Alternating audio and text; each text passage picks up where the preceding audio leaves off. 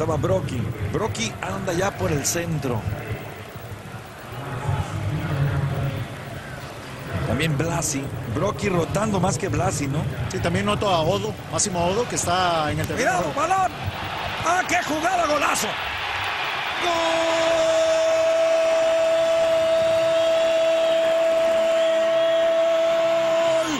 ¡Sidor!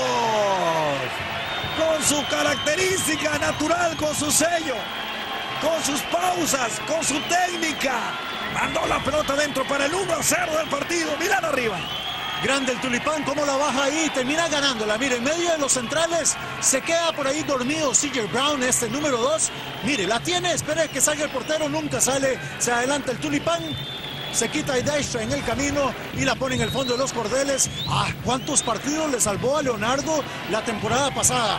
Sigue como en sus mejores tiempos este gran jugador holandés, marcado por